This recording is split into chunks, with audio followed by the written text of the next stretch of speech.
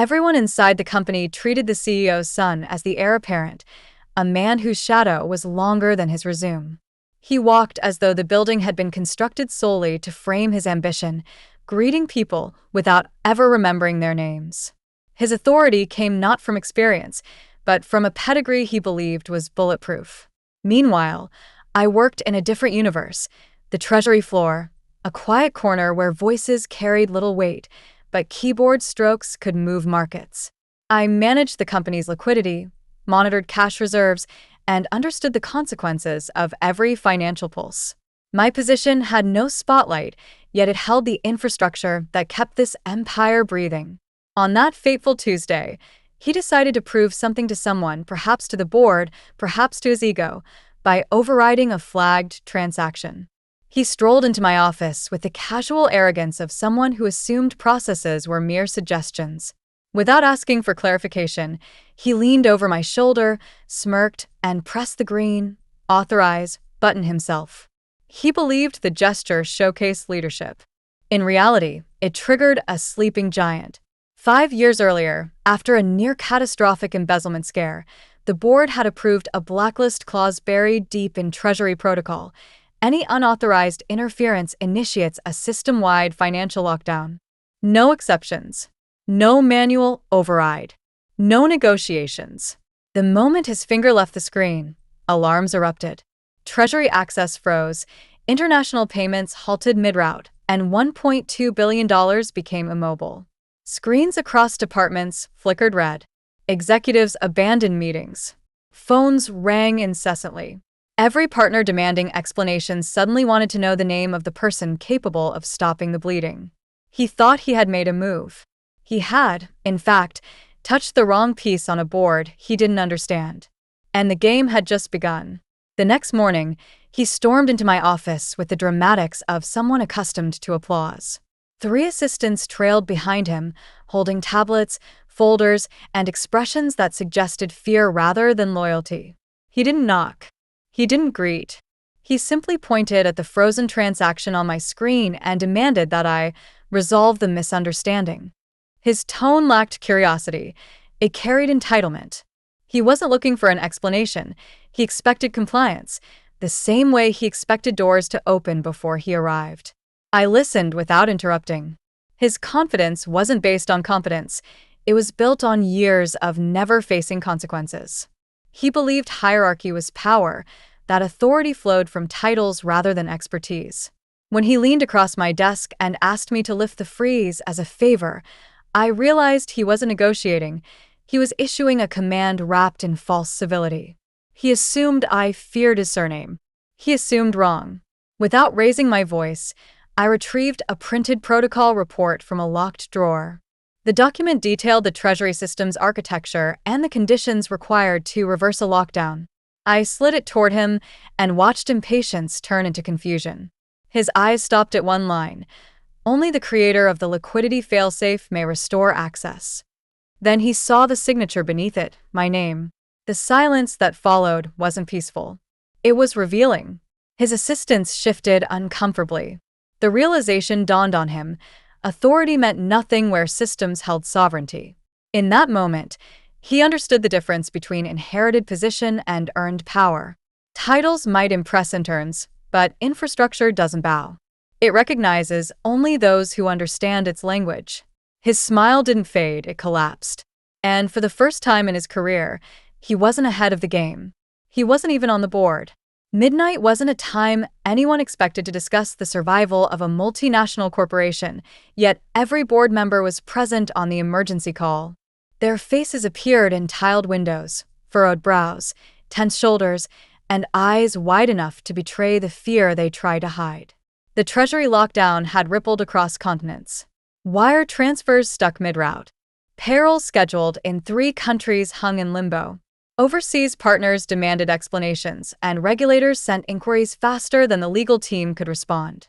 The CEO spoke first, but his voice no longer carried authority. It carried desperation. For years, he had defended his son's involvement in leadership decisions. Now, he struggled to form a coherent sentence, while stock analysts flooded social media with warnings about internal instability. Markets hate doubt more than mistakes, and doubt was now their greatest liability. When the CFO confirmed the figure, $1.2 billion immobilized, the silence was suffocating. No scandal, no audit, no external attack had ever managed to freeze the company's financial bloodstream. Yet one click from an inexperienced heir had done what no competitor could achieve in 2 decades. In that moment, the CEO understood the truth he had never dared consider. The greatest threat to his empire wasn't a foreign merger or shifting legislation. It was his son. Finally, they turned to me, not out of respect, but necessity. Their voices quivered as they asked how to reverse the catastrophe. I presented 2 options with the calmness of someone holding the only key in a burning building. Rebuild the system from scratch, a process requiring months and millions, or restore my authority, granting me full control over Treasury access and future financial protocols. To adults, choices are solutions. To children, they are insults. The board now knew which category their heir belonged to. Once the board reluctantly agreed to restore my authority, I outlined the first step toward unlocking the Treasury, a forensic audit. I made it clear this wasn't about humiliation or retaliation. It was about clarity. Financial systems don't forgive gaps. They expose them. The board approved the request, assuming it would be a procedural formality, a quick verification before resuming operations. They underestimated what numbers remember. Within 48 hours, the audit team assembled in a secured conference room. They combed through transactions, scanning tens of thousands of entries. What began as routine verifications soon morphed into excavation. Patterns emerged, patterns no legitimate business could justify. Hidden authorizations, duplicate invoices, payments routed through unfamiliar shell accounts. The deeper they dug, the more one name appeared: the CEO's son. The revelations arrived in waves. A fleet of luxury cars registered to a non-existent logistics department. Private jet rentals under fabricated client visits. Exotic racehorses purchased under the guise of market expansion. And then the strangest line item of all, monthly payments to a consulting startup located in an abandoned warehouse with no employees, no website, and no deliverables. Every misstep was documented. Every dollar was traceable. Every lie was timestamped. The board didn't argue. They didn't shout. They listened. Mature minds don't panic. They calculate. They understood the implications. Negligence at best, fraud at worst, scandal guaranteed. In their world, numbers are rarely questioned and never forgiven. As the final report slid across the polished table, the CEO's face drained of color. Nothing needed to be said. The figures delivered the verdict. Reputation, once considered his birthright, was now a liability. Numbers don't hunt. They reveal. And the son had left footprints everywhere. By the end of the first week, the Treasury freeze was no longer a technical event. It had become a cautionary tale whispered across departments. Employees stopped referring to it as a system issue and began calling it the red icon. Every workstation carried the same blinking message: pending authorization. A digital reminder that the company's veins were clotted and nothing could move until permission came from one place and one person. Procurement teams stalled entire projects because their invoices couldn't clear. Logistics firms refused to ship products without payment confirmation. Vendors, once eager for partnerships, issued ultimatums. Even the most patient collaborators lost their composure. What frightened them wasn't the certainty of failure, it was the inability to act. Compliance had become the invisible wall everyone slammed into. International partners sent legal notices, demanding explanations for frozen contracts worth millions. Some threatened lawsuits. Others prepared to walk away. Departments that once ignored Treasury policies suddenly treated them like sacred scripture. Meeting rooms echoed with unfamiliar words: liquidity, fail-safe, reserve flow. Concepts I had repeated for years were now chanted like survival codes. Meanwhile, the CEO's son attempted to rewrite the narrative. He blamed outdated systems, rogue employees, even cybersecurity glitches. None of it worked. Rumors dissolved when the auditors summoned him for questioning. They asked a single, straightforward question: what does a liquidity fail-safe do? His silence was a mere hesitation, it was confession. He stuttered, changed topics, and finally admitted he didn't know. The board didn't need further evidence. Careers don't implode with noise. They collapse under the weight of ignorance exposed. By the afternoon, his office was cleared. His name vanished from directories. The empire he expected to inherit now carried a scar tied to one action and one question. The lockdown didn't destroy him. His incompetence did. The board never uttered the word termination. Firing him would have created a headline, and headlines have memories. Instead, they chose a gentler phrase, one polished enough to mask catastrophe. He resigned for personal reasons. The statement was circulated with sterile precision, as though the company were announcing a routine change in cafeteria hours, not the departure of the man once presumed to inherit an empire. His father, determined to salvage a legacy, choreographed the resignation like a tragic spectacle. The auditorium was filled with executives who had no interest in attending but understood attendance was mandatory. The CEO delivered a theatrical speech about family, sacrifice, and new horizons, his voice cracking just enough to appear emotional. The applause that followed wasn't admiration, it was obligation. Every clap echoed relief disguised as support. When the son stepped onto the stage, he didn't speak. He simply nodded, eyes scanning a room where respect had evaporated long before he arrived. No one stood. No one reached out. They waited, motionless, until he walked away, as if moving too soon might tie them to his downfall. The silence wasn't accidental. It was verdict. He made his exit without security escorting him.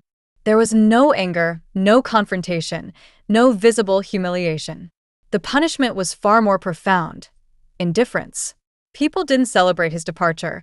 They exhaled as if a storm had finally passed. The corridors he once dominated seemed wider without him. Employees returned to work with renewed focus, liberated from his shadow. As he crossed the lobby for the last time, he carried a single cardboard box and the same confused expression he had worn on his first day, still unable to comprehend one truth. Power is not inherited. It is understood. And he never spoke its language. A week after the resignation, the CEO summoned me to his private office, a room so large it felt designed to intimidate. He closed the door himself, a gesture that suggested vulnerability rather than authority. He didn't waste time with pleasantries. He spoke of restructuring, of fresh leadership, and of lessons painfully learned. Then, with a theatrical pause, he presented what he believed was an irresistible reward, a promotion accompanied by a corner office overlooking the city skyline, an executive title that would stretch across business cards, and perks tailored to appease ambition. I listened, but the more he described, the clearer it became he wasn't offering opportunity, he was offering containment. Titles are gilded cages. Offices are observation towers. Promotions are sometimes distractions masquerading as gifts. The CEO assumed I desired what his son once worshipped: status. He didn't understand that control doesn't grow from furniture or floor plans. It grows from access. When he finished, I declined without apology. His eyebrows lifted, not in anger, but disbelief. People rarely refuse power when it is presented ceremoniously. I explained that I had no interest in symbols. The Treasury wasn't a department, it was the bloodstream of the organization. I didn't need applause. I needed autonomy. I requested a single amendment to company policy, unrestricted control over liquidity governance, free from board intervention or inherited privilege. In other words, the authority to decide when, where, and how the company's money moved. He stared at me for a long moment before realizing he wasn't negotiating with ambition, he was negotiating with necessity. Without my compliance, the corporation would suffocate under its own bureaucracy.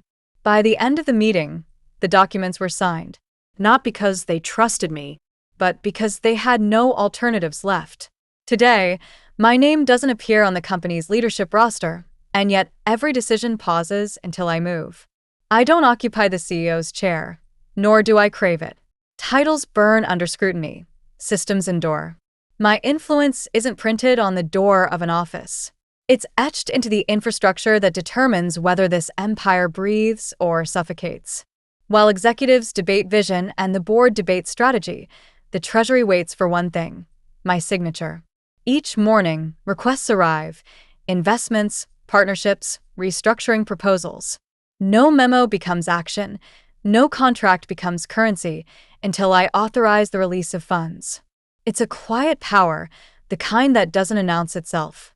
The world sees a CEO. Insiders see something far more decisive: the person who controls solvency. Companies rise on dreams. They fall on liquidity. I manage both. The CEO's son once believed business was inheritance, a game won by walking onto the board. He treated corporate governance like a performance, assuming applause could substitute for competence. He tried to challenge me, without understanding the ground beneath his feet. Chess boards look simple until one realizes where the real pieces move. He attempted to exercise authority with a surname. I responded with a clause he never bothered to read. He thought he was positioning a queen. He was exposing his king. In finance, there's no louder defeat than silence after a denied release request. Executives who once dismissed my insistence on protocol now lower their voices when discussing budgets. They don't ask what I want, they ask what I will approve. I didn't win through aggression. I didn't raise my voice. I simply understood the game better. I didn't out-talk their heir. I checkmated him with a signature. And in corporate chess, the loudest piece dies first.